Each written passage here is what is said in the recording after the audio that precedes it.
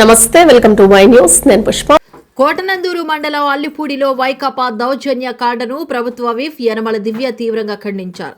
సంక్రాంతి శుభవేళ అల్లిపూడిలో మహిళలకు ముగ్గులు పోటీలు నిర్వహించి టీడీపీ శ్రేణులు బహుమతులు ప్రదానం చేసే సమయంలో వైకాపా అల్లరి మూకలు గ్రామంలో అరాచకాన్ని సృష్టించి ప్రజలను భయభ్రాంతులకు గురిచేశారని ఆమె అన్నారు. కేవలం శాంతి భద్రతలకు విఘాతం కల్పించేందుకే వైకాపా నేతలు కుట్రపూరితంగా హత్యాకాండ సృష్టించారని, వైకాపా నేతల దాడిలో అసూలు వాసిన టీడీపీ కార్యకర్త లాలం బంగారయ్య కుటుంబానికి అండగా ఉంటానని, అన్ని విధాలా ఆదుకుంటామని యనమల దివ్య చెప్పారు.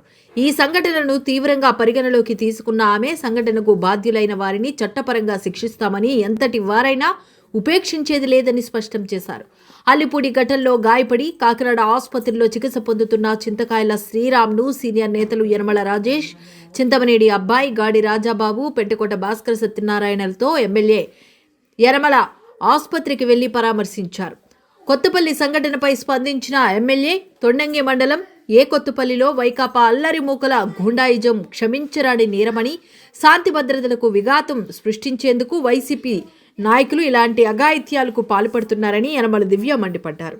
క్షతగాత్రులకు సహాయ కార్యక్రమాలు చేయాలని ఆమె పార్టీ శ్రేణులను ఆదేశించారు.